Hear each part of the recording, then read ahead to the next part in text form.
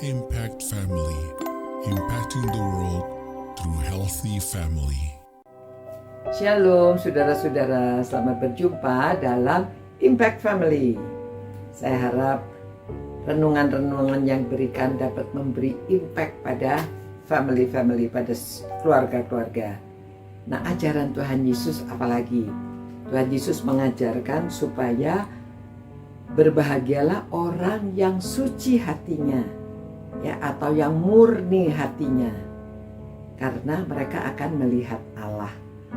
Wah, bagaimana ya orang yang hatinya murni bisa melihat Allah? Mau ya saudara ya, melihat Allah. Tapi saudara, kalau kita melihat Allah tidak tahan, katanya kita malah begitu melihat Allah kita meninggal, ya, mati katanya. Maksudnya mati tubuhnya, ya. Lalu bagaimana caranya?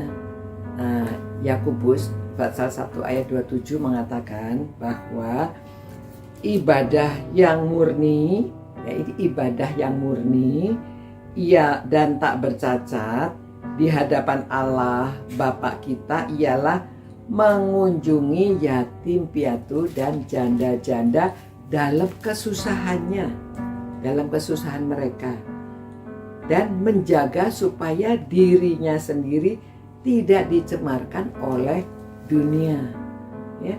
Lalu yang bagaimana tuh saudara? Jadi mengunjungi, mengapa mengunjungi yatim piatu dan janda-janda yang dalam kesusahannya itu ibadah yang murni? Karena orang-orang ini tidak bisa membalas, karena mereka dalam kekurangan. Ada janda yang kaya, ya, tapi ini janda yang kesusahan. Jadi kalau kita memperhatikan mereka, maka kita itu dikatakan ibadahnya murni, tidak palsu. Karena kita tidak mengharap balasan dari orang-orang ini.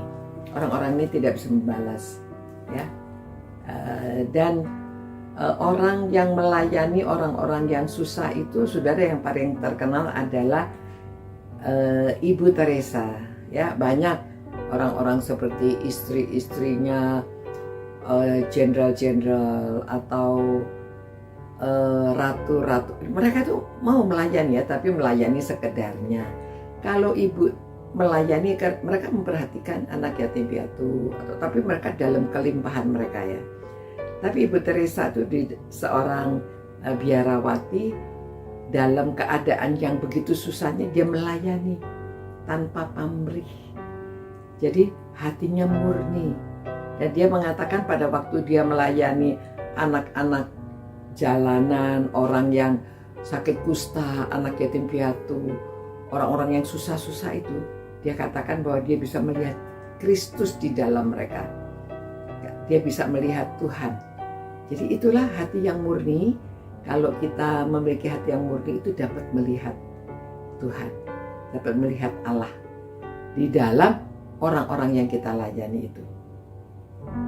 Karena di dalam Matius 25 juga, ya, dikatakan, nah, orang yang melakukan, ya, yang mengunjungi orang yang di penjara, orang yang susah, orang yang kita memberi pakaian, kita memberi makanan, itulah yang akan dikatakan hamba yang baik dan diundang untuk makan bersama dengan Tuhan.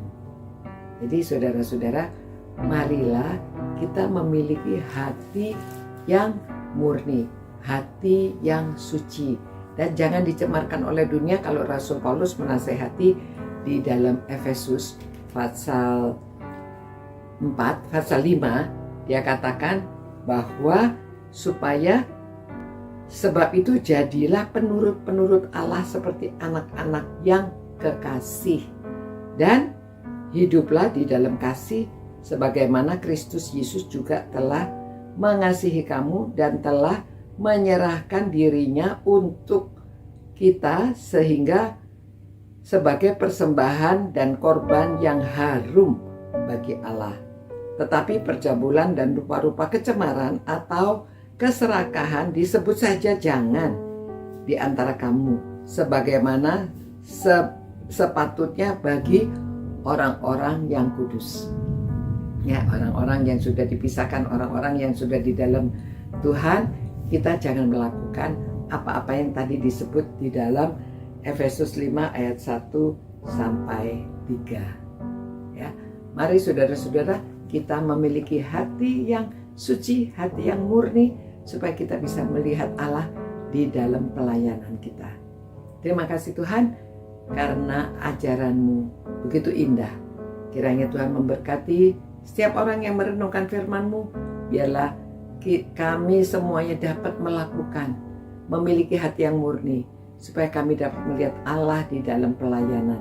Orang juga dapat melihat Allah di dalam kami yang melayani. Terpujilah nama-Mu, ditinggikanlah nama-Mu Tuhan di muka bumi ini. Demi nama Tuhan Yesus kami berdoa. Amin. Begitu saudara-saudara, sampai berjumpa pula. Mari kita semuanya memiliki hati yang murni, hati yang suci. Sampai berjumpa aja. Impact Family, impacting the world through healthy family.